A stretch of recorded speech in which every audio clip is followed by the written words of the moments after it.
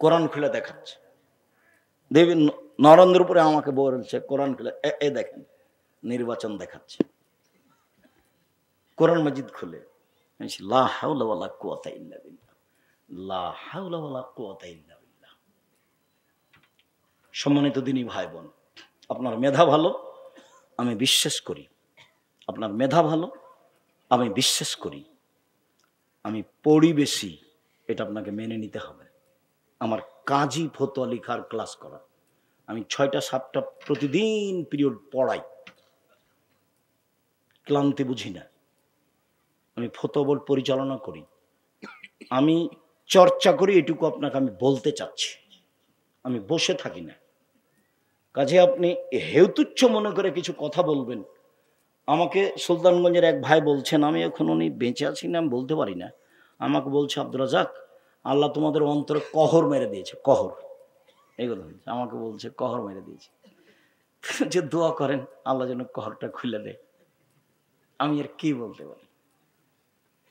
আহমদুল্লাহ রহমানীকে দেখতে গেছি, সবাই তো আপনারা চিনবেন না, এনারা চিনবেন। তা আহমদুল্লাহ রহমানীকে শেষ টাইমে দেখতে গেছি, খুব বড় মহাদ্দেশ, যাত্রাবাড়িতে পড়াতেন। তো বলছে ওস্তাদজি কেমন আছেন, আমরা রাজশাহী থেকে এসেছি। কে তুমি, কে তুমি, কে তুমি? বলে আমি আব্দুর রাজ্জাক বিন ইউসুফ। ও ওই আব্দুর রাজ্জাক যে জাল জয়ীফ হাদিস লেখে, জাল জয়ীফ হাদিস লেখে? জি জি জি। হাদিস আবার জাল জয়ীফ হয় নাকি? হাদিস আবার জাল জয়ীফ হয় নাকি? তো ওস্তাদজি আমাদের জন্য দোয়া করবেন। তো তোমরা দোয়াই তো তুলে দিয়েছো, কি দোয়া করবো, কি দোয়া করবো? আমি বলছি হেদায়েতের দোয়া করবেন। তো বলছে হ্যাঁ হ্যাঁ ঠিক ঠিক ঠিক, তোমাদের জন্য হেদায়েতের দোয়া করে, আল্লাহ তোমাদের হেদায়েত করুক, আল্লাহ তোমাদের হেদায়েত করুক। তো বলছি ঠিক আছে ওস্তাদজি, আপনি হেদায়েতের দোয়া করেন, কোনো জায়গাতে ভুল ত্রুটি থাকে তাহলে আল্লাহ সেটা কি করে দেন, উনি সংশোধন করে দেন। মানে মিথ্যা নিয়ে যেতে চায় না, সত্য নিয়ে যেতে চায়, ফাঁকি দিয়ে যেতে চায় না, যাদের কাছে সত্য দিয়ে যেতে চায়, এতে দিয়ে কোনো সুবিধা ভোগ করতে চায়।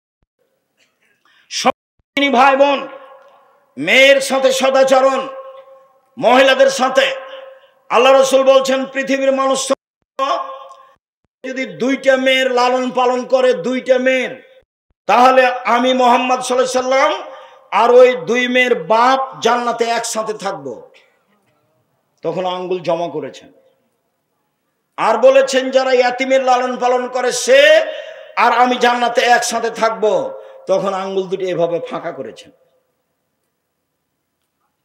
বুঝা যায় না। আপনি যদি এতিমের লালন পালন করেন, টাকা দেন, 519 জনের অধিক এতিম অসহায় ছেলে মেয়ে আছে জামিয়া সালাফিয়ায়, 5000 ছেলে মেয়ের মধ্যে। তা আপনি যদি এতিমের লালন পালন করেন তাহলে আপনি আর নবী জান্নাতে একসাথে থাকবেন, তখন কেমন বুঝা যায় না মনে হয়। আর কেউ যদি 2টা মেয়ের লালন পালন করে, 2টা মেয়ে দেখাশোনা করে বিবাহ শাদী দিয়ে দিল, সে বাপ কেমন হবে জান্নাতে মেয়ে আল্লাহ রাসূলের সাথে? তখন ফাঁকা আছে? ফাঁকা নাই। মেয়ে কি জিনিস মেয়ে তো বুঝে না। মেয়ে মনে করেছে সম অধিকার লাগবে। সম অধিকার দাবিতে কয়েক বছর এমন হয়েছিল যে বেশ কিছু মেয়ের বিবাহ বাদ পড়ে গেছে। ওদের এখন বয়স 40-50। ওই গ্রুপটা এখন ওভাবেই আছে বাংলাদেশে। মানে ও বলছে ইস্টাবলিশড হতে হবে। এটা ওকে কে শিখালো? এটা বাপে ভুল বুঝিয়েছে, মায়ে ভুল বুঝিয়েছে, খালা ভুল বুঝিয়েছে। আর মার, খালার, দাদির পার্থক্য তোমাকে বলেছি। একটা যখন মেয়ে হয়েছে তখন মায়ে বলেছে, খালা বলেছে কি করবি বেটা, ডিপিএস স্কুল। তা আর একটা যখন মেয়ে হয়েছে তখন দাদি বলছে কি করবি ভাই, কি করবি ভাই, একটা কিছু কর, চিন্তা ভাবনা কর। যখন 3টে মেয়ে হয়েছে তখন দাদি বলছে ভাই বউ তালাক দে, এ বউ চলবে না। এটা হলো দাদি, এটা হলো নানি। কারো স্বভাব ভালো নয়, কেউ শরীয়তকে মূল্যায়ন করতে পারে না। রাসূল সাল্লাল্লাহু আলাইহি সাল্লাম বলছেন পৃথিবীর মানুষ শোনো, কেউ যদি 3টা মেয়ের লালন পালন করে, এবার লালন পালন দেখাচ্ছেন। 1 ফাআল্লামাহুন্না, মেয়ে 3টাকে বিদ্যা শিখিয়ে দিল। 2 আদাবাহুন্না, শিষ্টাচার শিখিয়ে দিল। 3 আহসানা ইলাইহিন্না, তার সাথে ভালো আচরণ করলো বাপ। সেই মেয়ে বিচারের মাঠে বাপকে জান্নাতে নিয়ে যাওয়ার জন্য জাহান্নাম দিয়ে অন্তরাল হয়ে যাবে। ওইদিকে থাকবে জাহান্নাম, এদিকে থাকবে পিতার, মধ্যে থাকবে মেয়েরা। আল্লাহকে বলবে আমার বাপকে আগে জান্নাতে দেন, তারপরে কোনো কথা। এত শক্তভাবে বেঁকে যাওয়ার কিয়ামতের মাঠে কোনো জিনিস নাই।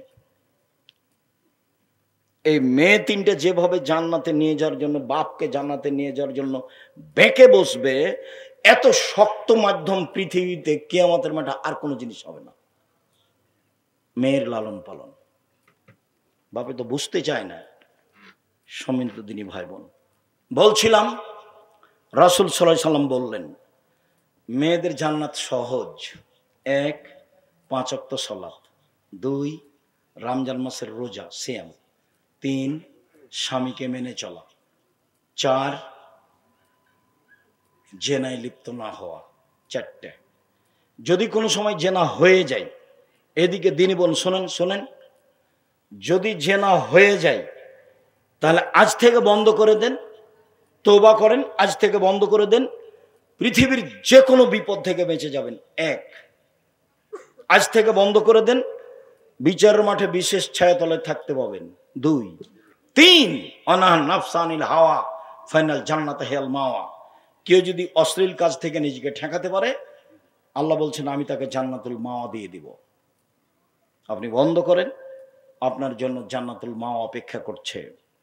1, 5 ওয়াক্ত সালাত, 2, রমজান মাসের সিয়াম রোজা, 3, স্বামীকে মেনে চলা, 4, জেনায় লিপ্ত না হওয়া, জান্নাতের সব দরজা খোলা।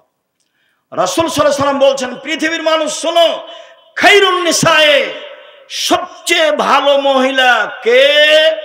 1, আল অদুদ, স্বামীর সাথে প্রেম বিনিময়ে ভালোবাসা প্রকাশ করে যে। 2, আল অদুদ, বেশি বেশি সন্তান দিতে পারে যে। 3, স্বামীকে বিপদ আপদে সান্ত্বনা দিতে পারে যে। 4, অল মুআসিয়াত, সমব্যথী যে। 4টে গুণ আছে যার, সে হলো সবচেয়ে ভালো মহিলা। 1, প্রেম বিনিময়ে স্বামীর সাথে ভালোভাবে চলে যে।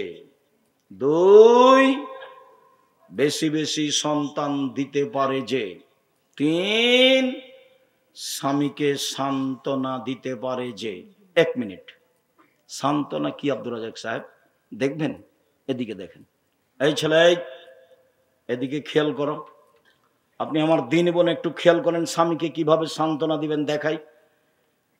আল্লাহ নবী একদিন এসে বলছে না, খাদিজা খাদিজা খাদিজা জাম্মেলুনি জাম্মেলুনি, আমাকে কম্বল দিয়ে জড়িয়ে ধরো, খাসি তলা নাফসি, আমার যে কি হয়, আমি মরে যাই নাকি, আমার যে কি হয়, আমি মরি নাকি, আমাকে কম্বল দিয়ে ধরো ধরো ধরো, এভাবে খাদিজা রাদিয়াল্লাহু তাআলা বলছেন। তখন খাদিজা বলছেন কাল্লা, কখনো নহে, অসম্ভব, এটা হতে পারে না। প্রথম কথা, কাল্লা, কখনো নহে, অসম্ভব, হতে পারে না।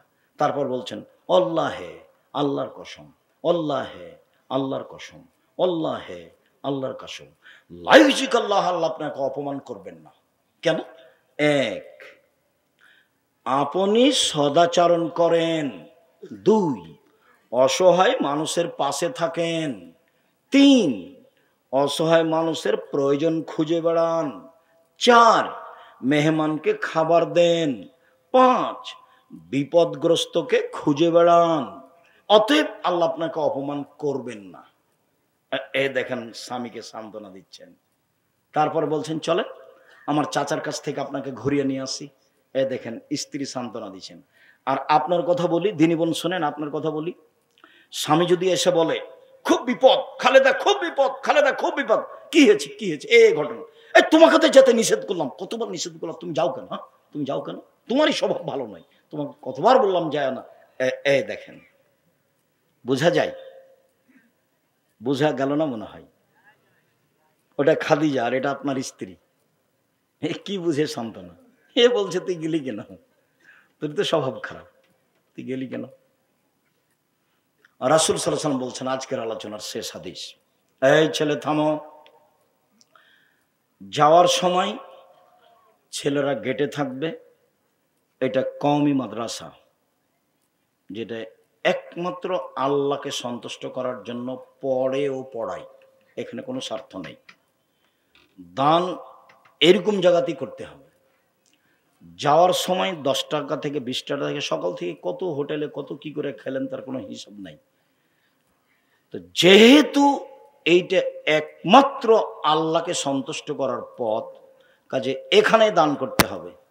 ছেলেরা ওখানে দাঁড়িয়ে আছে, মহিলাদের গেটে থাকবে, মেয়েরাও থাকতে পারে, ছেলেরাও থাকতে পারে।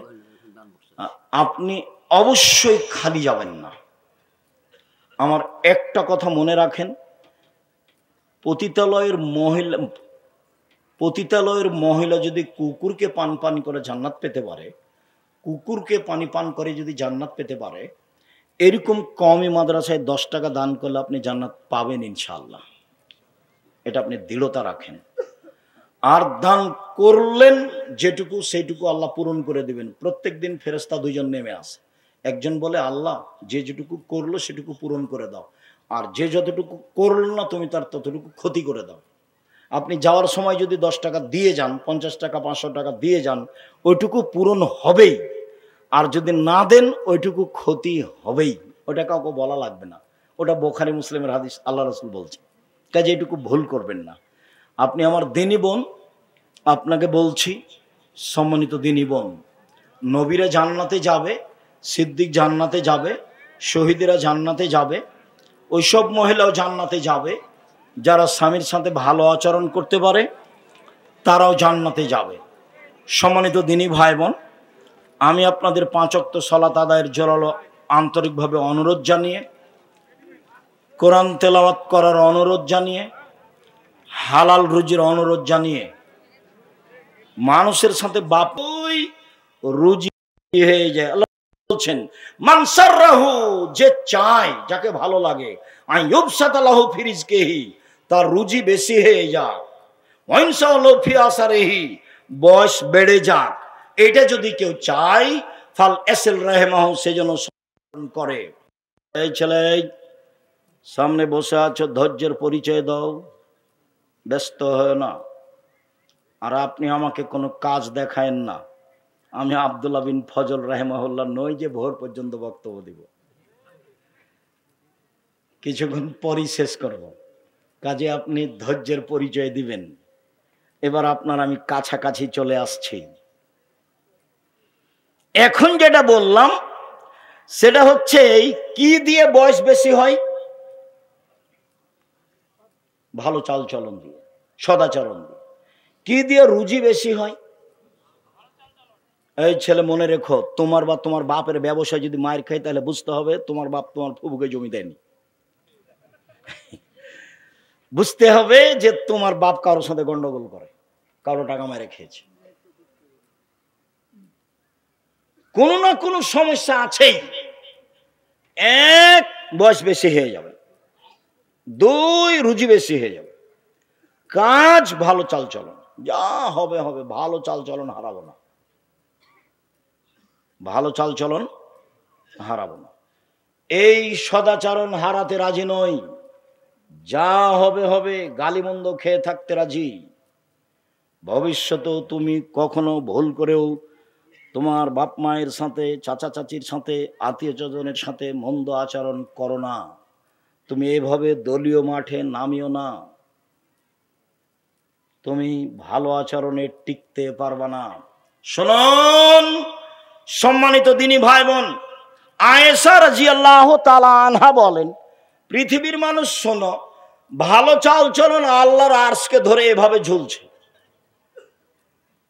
ঝুলে বলছে মান অসালানি অসালাহুল্লাহ, যে আমাকে নিবে আল্লাহ তাকে নিবে, ওমান কাতানি কাতাহুল্লাহ, যে আমাকে ছেড়ে দিবে তাকে আল্লাহ ছেড়ে দিবেন। ভালো চাল চলন আছে যার, আল্লাহ আছে তার। ভালো চাল চলন নেই যার, আল্লাহ নেই তার। আব্দুল রাজ্জাক সাহেব, হিন্দু কিভাবে খেতে পাই? বুঝতে হবে আল্লাহর একটা বিশেষ দয়া থাকে, সেটা থাকবে না। ইহুদি খ্রিস্টান সবাই খেতে পায়, দুনিয়া দিয়ে বিচার করার কোনো প্রয়োজন নেই, দুনিয়া দিয়ে বিচার করে কোনো লাভ নেই। আবু হুরায়রা রাদিয়াল্লাহু তাআলা আনহু বলেন, রাসূল সাল্লাল্লাহু আলাইহি সাল্লাম বলেছেন, আর রাহমু সুহনাতুন মিনার রহমান, সদাচরণ রহমান থেকে নির্গত হয়েছে। সদাচরণটা রহমান দয়া থেকে বের হয়ে এসেছে। আল্লাহ তাআলা বলেন সদাচরণ শোনো, মান ওয়াসালাকে ওয়াসালতুহু, তোমাকে যে নেবে আমি আল্লাহ তাকে নেব। সদাচরণ শোনো, মান কাতাকে কাতাতুহু, তোমাকে যে ছেড়ে দিবে আমি তাকে ছেড়ে দিব। সম্মানিত দিনী ভাই বোন, নোমান ইবনে বাশির রাদিয়াল্লাহু তাআলা আনহু বলেন রাসূল সাল্লাল্লাহু আলাইহি ওয়াসাল্লাম বলেছেন আল মুমিনুনা কাল বুনিয়ান ইয়াসুদ্দু বাজুহু বাজান, একজন মুসলমান আরেকজন মুসলমানের সাথে এরকম সুমা সাব্বাকা বাইনা আসাবে। এদিকে দেখেন,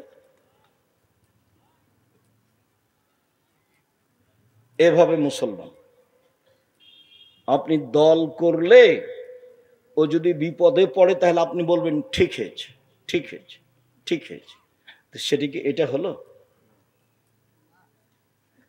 এটা করাই লাগবে, একসাথে থাকতে হবে, মিলেমিশে থাকতে হবে। কিভাবে করবেন তা আমি জানি না। চেয়ারম্যান আমাকে বলছে, চেয়ারম্যান ছিল ক্লাস ফ্রেন্ড দেবীনগরের, বলছে আব্দুর রাজাক একটা কথা, তোদের রাস্তা নিয়ে কি হচ্ছে, তো কি করবি ভাই?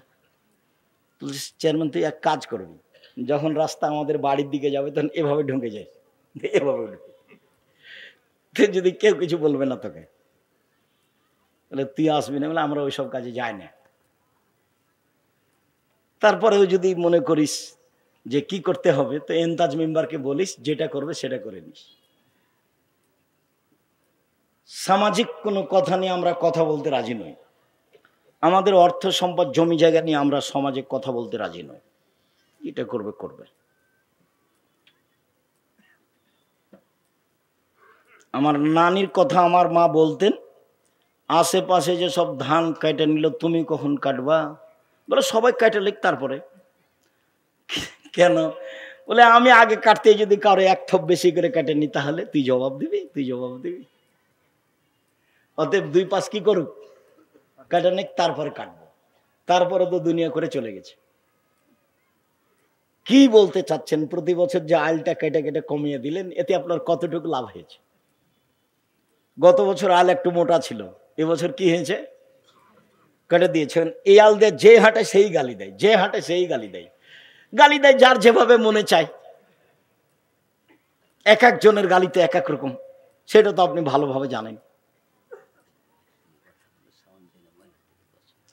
সম্মানিত দিনী ভাই বোন, বলছিলাম রাসূল সাল্লাল্লাহু আলাইহি সাল্লাম বললেন সারা পৃথিবীর মুসলমান এইভাবে থাকবে, কেউ কারো বিরুদ্ধে যেতে পাবে না। এবার তিনি বলছেন আল মুমিনুনা কারাজুলিন ওয়াহিদ, সারা পৃথিবীর মানুষ একজন মানুষ। ইনিস্তাকাইনু ইস্তাকা কুল্লুহু, চোখ ব্যথা করলে সম্পূর্ণ শরীরে ব্যথা বোঝা যায়, তার মানে এক পুরো শরীর একটাই, সব মানুষ একটাই। মাথা ব্যথা করলে সম্পূর্ণ শরীরে বোঝা যায় ব্যথা, তার মানে প্রতিবেশী যদি বিপদে পড়ে তাহলে আমি সে বিপদ বুঝবো এবং তার সহযোগিতা করব, তার নাম একজন। রাতে গিয়ে বলবে কি খবর ভাইজান, কি হয়েছে? অ্যাম্বুলেন্স লাগবে, টাকা কর্জ লাগবে, কিছু কি চাচ্ছেন? যা প্রয়োজন তার জন্য প্রস্তুত থাকবেন, তার নাম সবাই মিলে হলো একজন। তা আপনি যদি এরকম ভাবে সমাজে বসবাস করেন, কেউ যদি বিপদে পড়ে তাহলে আপনি বলবেন যে ঠিক হয়েছে, তখন কি এটার নাম সদাচরণ? তখন কি এটা এরকম? তখন কি সারা পৃথিবীর মানুষ একজন? জি না, ভুল বুঝিয়েন না। ভুল বুঝে সংসার করে একদিন করতে রাজি হবেন না, ঠিক নয়। চলেন এবার আপনার কাছে চলে আসলাম। মহান আল্লাহ বলেন ওয়াবুদুল্লাহ লা তুশরিকু বিহি শাইআ, পৃথিবীর মানুষ তোমরা আল্লাহর ইবাদত করো, তার সাথে বিন্দুমাত্র শরীক করো না। আল্লাহর সাথে সদাচরণ হলো শিরক না করা। শিরক করে যে সে আল্লাহর সাথে সদাচরণ ভালো করতে পারে না। যারা ঘুম থেকে উঠে ওমা তোমার আকাশ কালিমা বলে, তাদের সদাচরণ নেই, আল্লাহর সাথে তাদের সদাচরণ নেই। যত শিরক আছে তা দিয়ে আল্লাহর সাথে সদাচরণ কেটে গেছে। দুই, অবিল ওয়ালিদাইনে ইহসানা, পিতা মাতার সাথে সদাচরণ। ভবিষ্যতে কোনোদিন তুমি তোমার পিতার সামনে জোর করে কথা বলবো না, ভবিষ্যৎ না, কোনোদিন নয়। ঘুম থেকে উঠে দেখবা মাটির উপরে মায়ের চেয়ে আর কেউ খারাপ মানুষ নেই, তারপরে তুমি মায়ের সাথে মন্দ আচরণ করতে পাবা না। তিন, অবেজিল কুরবা, নিজ ভাই হলো সদাচরণের তৃতীয় স্তর। নিজ ভাইয়ের সাথে সদাচরণ খুবই কঠিন। কতদিন আপনাকে আমি বলেছি, আমি নিজ চোখে দেখেছি ঢেঁকি কেটে ভাগ করে নিয়েছে। ঝগড়া লেগে কি করেছে? ঢেঁকি কেটে ভাগ করে নিয়েছে। আমি নিজ কানে শুনেছি, দাঁড়িয়ে আছি, এক ভাই আর এক ভাইকে বলছে, এখানে তো থাকবো না রে, আমার ভাগ এমন লোকের কাছে বিক্রি করে যাব যে তোকে গুতাতে পারে। এক ভাই আর এক ভাইকে বলছে। বলেন এটা কোন সদাচরণ? প্রতিবেশীর সাথে অবেজিল কুরবা ওয়াল ইয়াতামা, এতিমের সাথে সদাচরণ। এতিমের সাথে সদাচরণ করলে নবীর সাথে জান্নাতে থাকতে পাওয়া যায়। অবেজিল কুরবা, নিকট, অবেজিল কুরবা ওয়াল ইয়াতামা ওয়াল মাসাকিন, ফকির মিসকিনের সাথে সদাচরণ। ফকির মিসকিনকে ধমক দিবেন না, ফকির মিসকিনকে রাস্তা থেকে জোর করে সরিয়ে দিবেন না। বাড়ি থেকে বের হওয়ার সময় খুচরা টাকা নিয়ে বের হবেন, জানে ফকির মিসকিনকে কিছু দেওয়া যায়। সব সময় বলবেন না মাফ করো মাফ করো। এরপরে অল জারিদিল কুরবা অল জারিল জুনুব, নিকটের প্রতিবেশী এর সাথে সদাচরণ। এখানে টিকা বড় কঠিন। আল্লাহ রাসূল বলছেন চারটা জিনিস আছে যার সবকিছু আছে তার। এক, ভালো স্ত্রী। দুই, ভালো প্রতিবেশী। তিন, একটা ভালো প্রশস্ত বাড়ি। চার, একটা ভালো গাড়ি। চারটা জিনিস আছে যার সবকিছু আছে তার। আবার বলছেন চারটা জিনিস নেই যার, কোনো কিছু নেই তার। চারটা জিনিস নেই যার,